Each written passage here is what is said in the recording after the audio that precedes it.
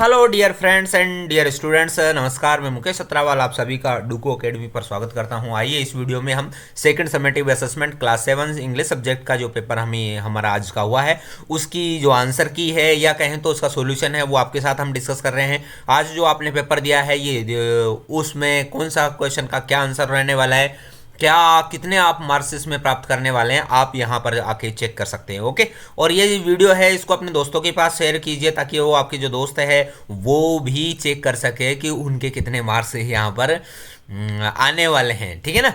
और यदि आप चैनल पे नए हो तो चैनल को सब्सक्राइब कीजिए और बेल आइकन को जरूर प्रेस करना ऑल पर, तभी नोटिफिकेशन आप तक पहुंच पाएंगे। तो स्टार्ट करते हैं हमारा ये वीडियो। ओके, तो देखिए फर्स्ट क्वेश्चन क्या है। फर्स्ट क्वेश्चन हमें दे रखा है। पहली बात तो ये है जो हमारा पेपर है आज का हुआ है, यहाँ पर हमें अपना नाम लिखना था, यहाँ रोल नंबर लिखना था और ये टोटल ही इसमें 15 क्वेश्चंस थे और 1 घंटा का हमारा 10:30 से 11:30 बजे तक का था।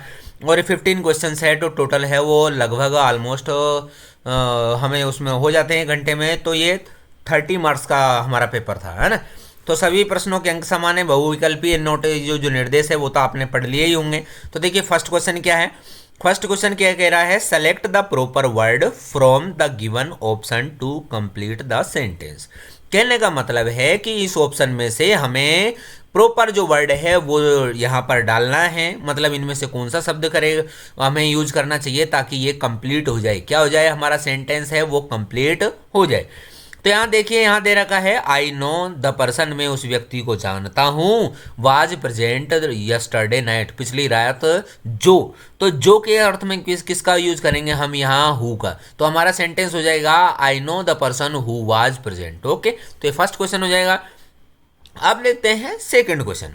Choose the right word to complete the given question, अर्थात जो दिए हुए प्रश्न है उसके लिए आप सही जो है वर्ड है वो चुनिए। तो यहाँ दे रखा है स्टूडेंट्स, तो students are there in your classroom, आपकी क्लासरूम में बच्चे हैं, है ना। तो हमारा क्या आ जाएगा, हाउ मेनी, अर्थात आपकी क्लास में कितने बच्चे हैं। तो सी ऑप्शन है हमारे दूसरे प्रश्न में सही होने वाला है। अब बढ़ते हैं हम थर्ड क्वेश्चन की तरफ। तो देखिए थर्ड क्वेश्चन में क्या दे रखा है, Rajasthan is the largest state of India. तो यहाँ लार्जेस्ट अंडरलाइन कर रखा है और ये कह रहा है कि जो अंडरलाइन वर्ड है वो है क्या चीज, नाउन है या प्रोनाउन है या एडवर्ब है और या एडजेक्टिव है। तो ये क्या है, एडजेक्टिव है। क्या है ये, एडजेक्टिव, मतलब नाउन नहीं है। नाउन का तो बच्चों मैंने आपको बताया था, या फिर आप मेरे वीडियो चेक कर सकते हैं और या फिर मेरे से इंग्लिश ग्रामर पढ़ते हैं तो आप चैनल को जरूर सब्सक्राइब कीजिए ताकि आपकी बॉडी प्रिपरेशन है वो हम करा पाएँ, है ना। तो यहाँ पर हमने आपको बताया था हमारे पिछले वीडियोज में कि नाउन को nothing more than only name, तो नाम होता है वही नाउन होता है। तो नेम वो है नाउन हो गई और नाउन की जगह जो वर्ड यूज किए जाते हैं वो प्रोनाउन हो गए, है ना। और जो वर्ब की यहाँ साफ साफ दे रखा है एडवर्ब, अर्थात जो वर्ब की विशेषता बताए वो एडवर्ब हो गया। और ये एडजेक्टिव, अर्थात जो सब्जेक्ट ऑब्जेक्ट, और सब्जेक्ट ऑब्जेक्ट क्या होते हैं, तो नाउन होते हैं या प्रोनाउन होते हैं, तो उसके जो विशेषता बताए उसको एडजेक्टिव बोलते हैं। तो यहाँ पर ये जो लार्जेस्ट है वो क्या है, हमारा एडजेक्टिव है। अब बढ़ते हैं हमारे नेक्स्ट क्वेश्चन की तरफ। Question number 4, which one of the given sentence is in a proper order. तो इनमें से कौन सा सेंटेंस है वो प्रॉपर ऑर्डर में है। तो देखिए आई रीड कैन तो गलत है क्योंकि जो हेल्पिंग वर्ब है वो वर्ब से पहले आती है, तो ये गलत हो गया। आगे देखते हैं यहाँ आई एंड रीड, तो आई एंड रीड थोड़ी होगा भाई। तो एंड तो जब होता है जब इधर सब्जेक्ट नाउन हो और इधर भी नाउन हो, या इधर नाउन प्रोनाउन हो, लेकिन यहाँ इधर तो वर्ब हो गई। तो मैं और लिखना तो ये तो संभव नहीं है, तो this is also wrong. Can I English, तो ये भी रॉन्ग है क्योंकि यहाँ पर जो हमारा सब्जेक्ट और जो ऑब्जेक्ट है उसके बीच में वर्ब होनी चाहिए, तो ये गलत हो गया। तो सही ऑप्शन हमारा हो जाएगा क्या, D, I can read and right English, में लिख और पढ़ सकता हूँ क्या इंग्लिश, है ना। फिफ्थ क्वेश्चन देखिए, complete the sentence using correct pronoun. तो हमें क्या करना है, कंप्लीट जो करने के लिए क्या है, करेक्ट प्रोनाउन है वो सेलेक्ट करना है। तो हमें कुछ नहीं देखना है, हमारे यहाँ सी का जो है वो एम्फेसिस वो है प्रोनाउन है वो क्या होता है, सी का क्या हो जाएगा, हर सेल्फ हो जाएगा। यदि यहाँ होता ही तो हम करते हिमसेल्फ, यदि यहाँ होता दे तो करते देम सेल्फ, यदि यहाँ पर होता इट तो करते इट सेल्फ। आपको याद हो गया होगा, आप याद आ गया होगा जैसा कि आपने पढ़ा है ना। अब देखते हैं complete the sentence with correct form of verb given in the bracket. तो ब्रैकेट में जो दे रखा उसकी सही फॉर्म हम क्या भरेंगे।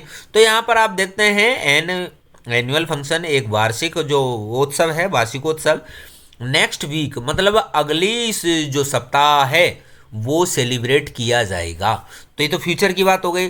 तो फ्यूचर की बात हो गई तो ये शुड और वाज तो आएगा नहीं, या तो सेल आएगा या विल आएगा। और आप सभी जानते हैं बच्चों, जैसा कि मैंने आपको पिछले वीडियो में बताया था कि सेल का यूज है केवल और केवल आई और वी के साथ होता है। तो सीधा सा हम आंख बंद करके ये बी ऑप्शन हो जाएगा हमारा। ओके, अब देखते हैं सेवंथ क्वेश्चन। सेवंथ क्वेश्चन देखिए, select the right question for the sentence that follows. तो यहाँ कह रहा है no I don't play cricket, नहीं मैं क्रिकेट नहीं खेलता हूँ। तो इसके लिए आपको प्रश्न बनाना है, ये तो है आंसर। तो आपको प्रश्न बनाना है, क्या आ जाएगा इसका आंसर। तो भाई डिड तो आएगा नहीं क्योंकि ये डोंट है, तो डिड आएगा नहीं, मतलब ये प्रेजेंट है तो पास्ट होगा नहीं। इज आएगा नहीं क्योंकि यहाँ डोंट है तो ये मतलब प्रेजेंट सिंपल का है। डज आएगा नहीं, क्यों नहीं आएगा, डज आता लेकिन यहाँ पर ये यू है तो यू के साथ तो डू आता है, तो ये भी गलत हो गए, तीनों गलत हो गए। तो हमारा सही ऑप्शन क्या हो जाएगा, डू यू प्ले क्रिकेट, क्या आप क्रिकेट खेलते हो। तो आंसर हो जाएगा no I don't play cricket, नहीं मैं क्रिकेट नहीं खेलता हूँ। आगे देखते हैं क्वेश्चन नंबर 8। तो यहाँ पर हॉर्स का जो पिक्चर है वो क्या कर रहा है, हॉर्स इज रनिंग।